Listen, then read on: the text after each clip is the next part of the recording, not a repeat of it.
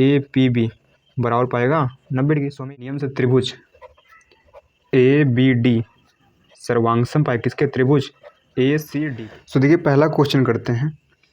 बोला त्रिभुज A B C और त्रिभुज डी बी सी एक ही आधार बी सी पर बने दो समद्विबाहु त्रिभुज हैं। सो उन्होंने आकृति भी दिया है। बोला ए बी सी ये बड़ा वाला त्रिभुज और डी बी सी ये छोटा वाला त्रिभुज, दोनों कैसे हैं, समद्विबाहु त्रिभुज हैं। और ये कैसे हैं, इस प्रकार है कि ए और डी भुजा बी सी के एक ही ओर स्थित हैं। जो ए और डी है ये भुजा बी सी के एक ही ओर स्थित है। देखिए ना, डी और ए इस भुजा बी सी के एक ही ओर स्थित है ना, मतलब इधर स्थित दोनों है ना। आगे बढ़ते हैं। यदि ए डी बढ़ाने पर बी सी को पी पर प्रतिच्छेद करे, यदि ए डी बढ़ाने पर इस बी सी को पी पर प्रतिच्छेद करे, मतलब काटे, है ना, तो सिद्ध करना है। तो देखिए इतनी कथा में सिद्ध करनी है। तो देखिए करते हैं। तो सबसे पहले लिखिए दिया है, क्या लिखेंगे यहाँ पर, दिया है। सर दिया क्या है उसको लिखिए पहले, ठीक है, फिर सिद्ध कर देंगे। देखिए दिया है, हम क्या लिखेंगे, लेकिन यहाँ पर ए बी सी और डी बी सी क्या है, समद्विबाहु त्रिभुज है। लिखेंगे यहाँ पर त्रिभुज ए बी सी व त्रिभुज डी बी सी दो समद्विबाहु त्रिभुज हैं।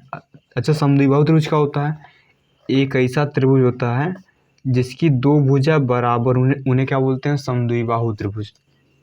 तो यहाँ से मान लीजिए यहाँ पर जो ए बी सी में ए बी बराबर किसके हैं, ए सी के है, ठीक है। यहाँ पर समद्विबाहु तो कोई दो भुजा बराबर पाएगी, है ना। वह इस डी बी सी में ये डी बी बराबर किसके होगी, सर डी बी बराबर हो गया यहाँ पर किसके, डी बराबर हो गया किसके, डी सी के, है ना। क्योंकि समद्विबाहु त्रिभुज में दो भुजा बराबर ही बराबर होती है, ठीक है। ठीक है सर, अब देखिए सिद्ध करना है हमको, क्या करना भैया, सिद्ध करना है। तो देखिए आसान है, करते हैं, ठीक है। इसमें पहला क्या सिद्ध करना है, हमको पहला सिद्ध करना है कि जो त्रिभुज ए बी डी है वो सर्वांगसम किसके है, त्रिभुज ए सी डी के। अब दूसरे गेम क्या लाना भैया, सब पहले पूरा लिख लेते हैं फिर सॉल्व करते हैं इसको, ठीक है। हमें दूसरे गेम लाना त्रिभुज ए बी पी सर्वांगसम किसके है, त्रिभुज ए सी बी के।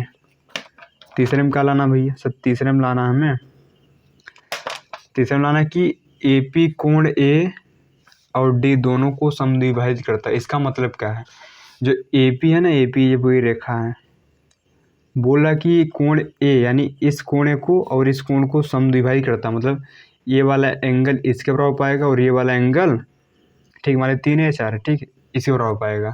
तो हमें लाना क्या है इसमें, हमें इसमें लाना है कि एंगल 1 बराबर एंगल 2। देखिए इसका मतलब ये, ठीक है, इसका इन्होंने हिंदी में लिखा, मैं इसको इस भाषा में लिख रहा हूँ। एंगल 1 बराबर एंगल 2 लाना है, वह एंगल 3 बराबर एंगल 4 लाना है, ये हमें लाना भी है, ठीक है सर, ठीक है।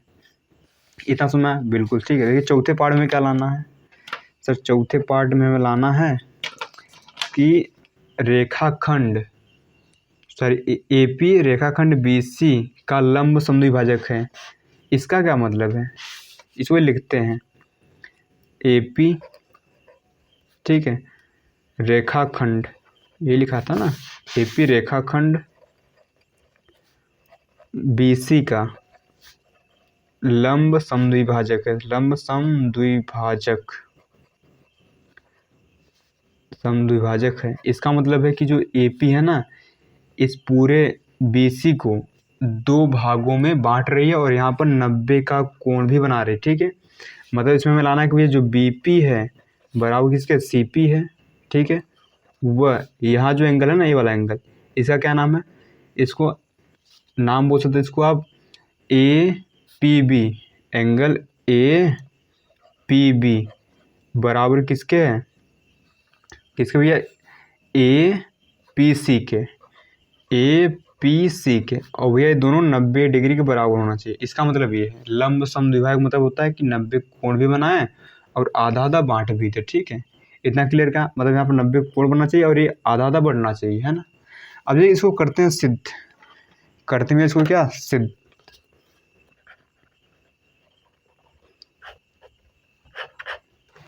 देखिए कैसे इसको सिद्ध करेंगे, है ना। देखिए पहला करते हैं सिद्ध। पहला उन्होंने क्या लाना है कि त्रिभुज ए बी डी व त्रिभुज किस में लेंगे, ए सी डी में, क्योंकि इसको सर्वांगसम लाना, तो जिसको सर्वांगसम लाना उसी में बात करें ना, ठीक है। अब ए बी डी कहाँ है, ए बी डी ये वाला है, ए त्रिभुज है, ठीक है। और ए सी डी कहाँ है, ए सी डी ये वाला त्रिभुज है। देखिए इसको सर्वांगसम लाना है। अब देखिए हमने अभी देखा था कि ये वाली भुजा इसके बराबर है, ठीक है, और ये वाली भुजा इसके बराबर है ना, बिल्कुल है। अब देखिए जो ए बी डी था, इसमें ए बी किसके बराबर, इससे उसमें बराबर है ए सी के, नहीं समझा। इसमें जो ए बी है बराबर ए सी का है, काहे दिया था ना, ये यहाँ पर मैं दिया है, लेकिन भैया ये दिया है, इतना क्लियर, ठीक है। और देखिए आप, और क्या देखें भैया, देखिए जो बी डी है ना भैया, बी डी बराबर किसके है सर, बी डी और सी डी के है। इसको बी डी बोलिए, फिर डी बी बात है यहाँ पर बराबर किसके हैं, सी डी के हैं। कहाँ पर भी ए बी दिया है, को कहाँ दिया ऐसा, ठीक है। देखो उन्होंने डी बी लिखा, हमने बी डी लिखा, डी बी लिखे बी डी बात एक यहाँ पर, इसको सी डी लिखा या डी सी बात सेम है यहाँ, है ना। अब देखिए जो ए पी है ना भैया, ए पी दोनों कॉमन है, लेकिन यहाँ पे A P sorry A P है, ए डी है यहाँ पर, जो यहाँ पर ए डी है ना, ए डी इस त्रिभुज में भी आ रहा, इस त्रिभुज में भी आ रहा, ठीक है। लेकिन यहाँ पर भैया ए डी बराबर क्या है सर, ए डी बराबर है, ठीक है, ए डी के। कारण क्या है यहाँ पर, उभयनिष्ठ, उभयनिष्ठ मतलब कॉमन, ठीक है, कॉमन बोले तो जो दोनों में हो, ठीक है। तो देखिए यहाँ नियम कौन लगा, यहाँ सब नियम लगा, साइड साइड साइड सर्वांग समता, ठीक है, सर्वांग समता, ठीक है, समता, ठीक है। नियम से, किससे भैया, नियम से, नियम से त्रिभुज ए बी डी सर्वांगसम पाए किसके, त्रिभुज ए सी डी के। इतना क्लियर का सर, बिल्कुल। अच्छा देखिए इसके बराबर पा गया, यानी हम यहाँ से नहीं कह सकते क्या कि जब ये दोनों त्रिभुज सर्वांगसम हो गए, ये दोनों त्रिभुज क्या हो गए, सर्वांगसम हो गए, है ना। जब दोनों त्रिभुज सर्वांगसम हो गए तो यहाँ से ये वाला एंगल, ये वाला एंगल इस एंगल के बराबर नहीं पाया क्या सर, बिल्कुल पाया। कहा है भैया सी पी सी डी ना यहाँ पर, क्योंकि जब दो त्रिभुज सर्वांगसम हो जाते हैं तो उनके संगत पार्ट ऑलरेडी बराबर हो जाते हैं ना यहाँ पर। लेकिन यहाँ पर एंगल एक बराबर किसके हैं, एंगल दो के, है ना। ये कहाँ से भैया आप, सी पी सी टी, किससे भैया, सी पी सी टी, ठीक है। इसको नाम दीजिए समीकरण एक। क्लियर यहाँ तक, ठीक है ना, इतनी बात समझ में यहाँ पर, ठीक है। देखिए इनका सेकंड वाले में यूज होगा, ठीक। देखिए सब एक दूसरे से कनेक्टेड हैं, ये अब सॉल्व करेंगे तो इनकी सहायता से ये वाला आएगा, फिर इनकी सहायता से ये वाला, फिर इनकी सहायता से ये आएगा, ठीक है, ठीक है। अब देखिए सेकंड बार सॉल्व करते हैं। देखिए सेकंड में क्या लाना है सर, में सेकंड में लाना है कि त्रिभुज A B P, sir A B P कहाँ है, ए बी पी ये बड़ा वाला। अब इस लाइन को भूल जाए, ठीक, समझिए गायब हो गए, तो ए बी पी और त्रिभुज क्या लाना है, ए सी पी लिखेंगे यहाँ पर, त्रिभुज ए बी पी, ठीक है। यहाँ पर वह त्रिभुज ए सी पी में, इसमें क्या है, देखिए ए बी पी में ए बी किसके बराबर भी है सर, ए बी बराबर है किसके, इस ए सी के, है ना, ये बराबर इसके है। लिखेंगे यहाँ पर ए बी बराबर किसके भैया सर, ए बी बराबर है ए सी के। कारण भी सर दिया था, है ना, दिया है। इतनी बात समझ आए क्या सर, बिल्कुल आगे समझ, ठीक है। और क्या सर, और देखिए ये जो एंगल एक है किसके बराबर है, एंगल दो के है। एंगल एक बराबर किसके है, एंगल दो के है। कहाँ से पाया भैया, समीकरण एक से, किससे, समीकरण एक से। क्लियर यहाँ तक, बिल्कुल, है ना। और जो देखिए इसमें ए पी है ना, ए पी जो ये वाली भुजा है ए पी, ये दोनों त्रिभुज में यानी ए बी पी में भी ए पी आ रहा है और ए सी पी में भी ए पी आ रहा है। लेकिन यहाँ पर ए पी बराबर किसके है, ए पी है। कारण भी है उभयनिष्ठ मतलब कॉमन, उभयनिष्ठ मतलब कॉमन जो दोनों हो। इतना क्लियर सर, क्लियर है। सो देखिए यहाँ कौन नियम चमका सर, यहाँ लग गया यहाँ पर, ए साइड इस साइड बराबर है, ये एंगल इस एंगल बराबर ए साइड दोनों कॉमन है, यानी साइड एंगल साइड लिख देंगे यहाँ पर, साइड एंगल साइड सर्वांग समता समता नियम से त्रिभुज ए बी पी सर्वांगसम है किसके भैया, त्रिभुज ए सी पी का है ना। इतनी बात समझ में क्या सर, बिल्कुल आ गई, ठीक है ना। अब देखिए जो ये हो गया, ठीक है, समझिए अभी तो ए दोनों त्रिभुज सर्वांगसम हो गए, मतलब ए बी पी ये पूरा त्रिभुज इस पूरे त्रिभुज सर्वांगसम हो गया, मतलब यहाँ पर ये वाला एंगल बराबर नहीं पाएगा यहाँ पर, यानी यहाँ पर एंगल ए पी बी, देखिए यहाँ पर एंगल ए पी बी बराबर किसके पाएगा, एंगल ए पी बी, यानी ये वाला एंगल बराबर किसके पाएगा, इस एंगल के, ठीक, इस एंगल के, ये वाला एंगल किसके बराबर पाएगा, इस एंगल के, यानी ए पी सी, क्या नाम इसका, A P C, angle A P C. Sir काहे पाए sir, C P C D ना, बस सी पी सी टी, इतना क्लियर है। इसको नाम है समीकरण 2। इतनी बात समझ में आएगी क्या, ठीक है। सो देखिए अब करते हैं तीसरा पार्ट, ठीक है। तीसरा पार्ट में हमें क्या लाना है, ठीक है, एंगल 1 बराबर एंगल 2 है, ये देखिए आ चुका मेरा एंगल 1 बराबर एंगल 2 आ चुका है, ठीक है। अब मेरे को एंगल 3 और एंगल 4 को बराबर ला देना है। एंगल 3 और एंगल 4 किसे बराबर आएंगे, देखिए मैं इस त्रिभुज और इस त्रिभुज लूँगा, इन दोनों को सर्वांसम कर दूंगा, तो यहाँ से सी पी सी टी से 3 बराबर 4 आ जाएगा ना यहाँ पर। तो लिखते हैं यहाँ पर, इधर कर दें यहाँ पर, तो समझिए आप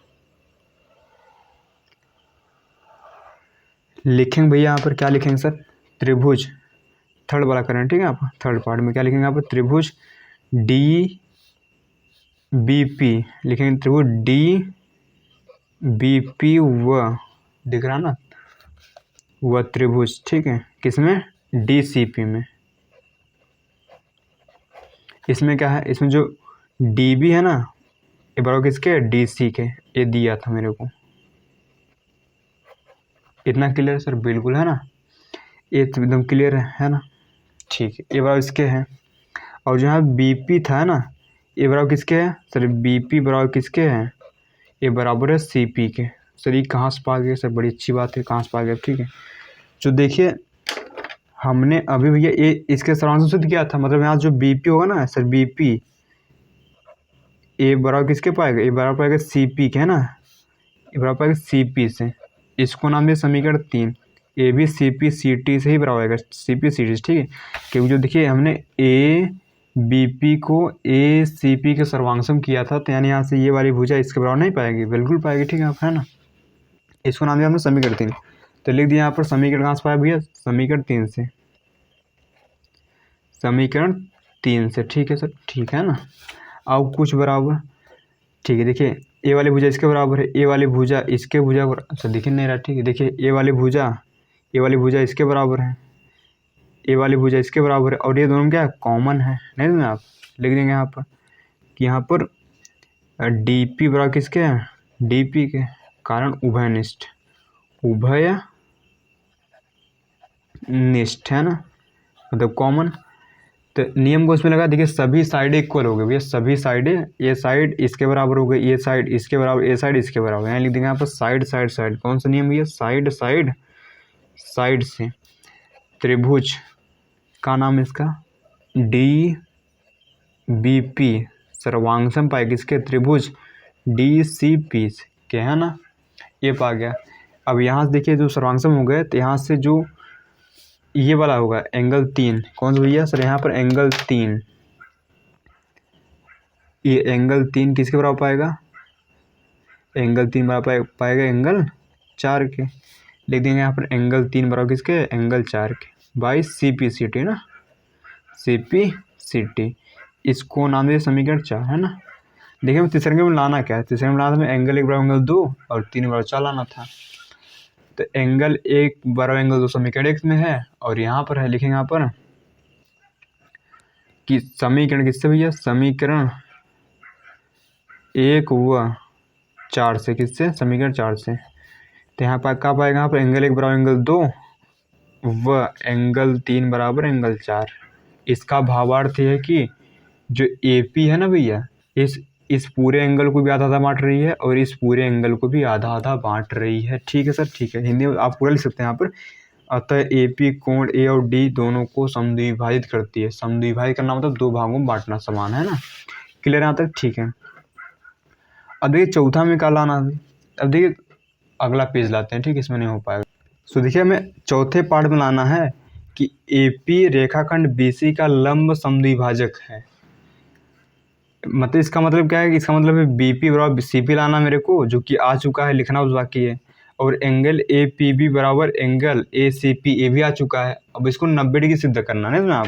ठीक है, देखेंगे यहाँ पर 4th नंबर करते हैं इसका 4th पार्ट। ठीक है, सिर्फ 4th पार्ट करते हैं आप। ठीक है, तो हमें पहला क्या लाना है सर, हमें लाना है कि BP बराबर CP, जो कि हमारा आ चुका है। BP बराबर CP लिख देंगे समीकरण किससे, 3 से, समीकरण 3 से। ठीक है, देखें यहाँ पर समीकरण 3 से A आ जाएगा। और मेरे को ये भी लाना है कि जो ये वाला एंगल है बराबर A वाला एंगल। ठीक है, ये दोनों 90 लाना है। ठीक है, ला देंगे भैया। तो देख देंगे भैया समीकरण किससे, समीकरण किससे भैया, समीकरण कहाँ था, समीकरण 3 से, समीकरण 3 से हम कह सकते हैं यहाँ पर जो BP बराबर होगा किसके होगा, CP पाएगा। ठीक है सर, ठीक है ना।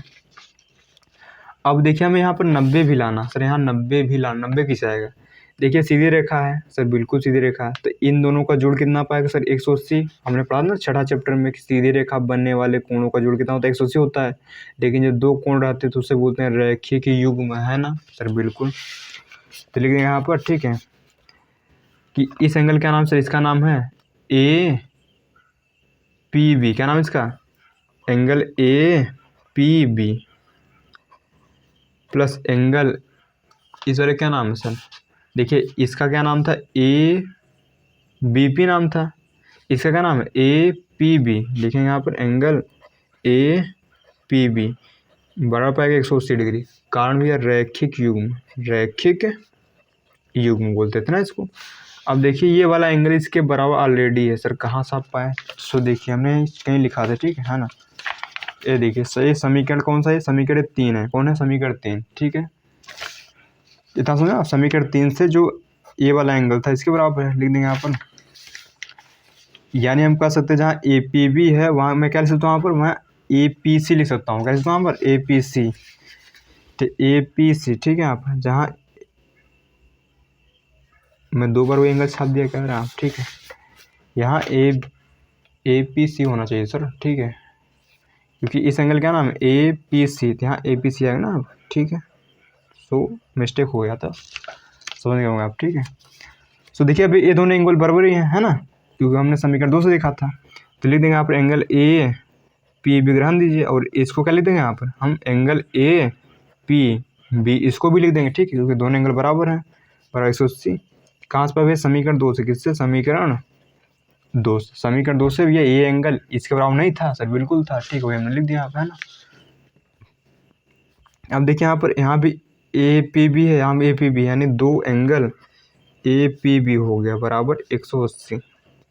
यानी पर हम कह सकते हैं एंगल APB कितना पाएगा, 180/2, यानी एंगल APB बराबर पाएगा 90 डिग्री। सो हमें ये लाना था। ठीक है, तो एंगल APB 90, तो इधर भी 90 ही पाएगा ना। ठीक है, अतः एंगल APB बराबर किसके, एंगल APB बराबर, अतः एंगल APB बराबर किसके, एंगल APC के, एंगल APC, और जो कि बराबर किसके, 90 डिग्री में, 290 डिग्री है। ठीक है, अतः हम ये कह सकते हैं कि AP रेखाखंड BC का लंब समझाएगा। लिखेंगे यहाँ पर, अतः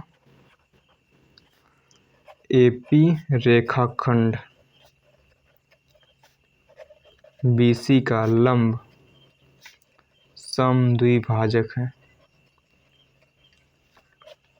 इसका मतलब है कि लंब हो तो 90 कोण बनना चाहिए, समद्विभाजक तो बराबर बढ़ना चाहिए। ठीक है, तो देखिए यहाँ पर 90 कोण भी बन गया। ठीक है, यहाँ पर भैया 90 का कोण भी बन गया, और ये दोनों बराबर भी भैया बढ़ गए थे। ठीक है, आप तो आशा करते हैं भैया क्वेश्चन समझ में आ गया होगा ना। तो देखिए है आसान, बस स्टेप बाय स्टेप चलेंगे तब आसान लगेगा। ठीक है ना, क्योंकि यहाँ पर ए वाला सॉल्व करेंगे तो इसकी सहायता से ये वाला सॉल्व होगा, फिर ये सॉल्व करेंगे तो इसकी सहायता से होगा, फिर ये सॉल्व करेंगे तो इसकी सहायता से होगा, ठीक है। मतलब सब एक दूसरे से कनेक्टेड है भैया, एक सॉल्व करोगे दूसरे का उसकी मदद से आएगा, है ना। सो देखिए इजी क्वेश्चन था, है ना। सो आई होप आपको ये क्वेश्चन सब समझ में आ गए होंगे, ठीक है। सो करते हैं नेक्स्ट, ठीक है, क्वेश्चन।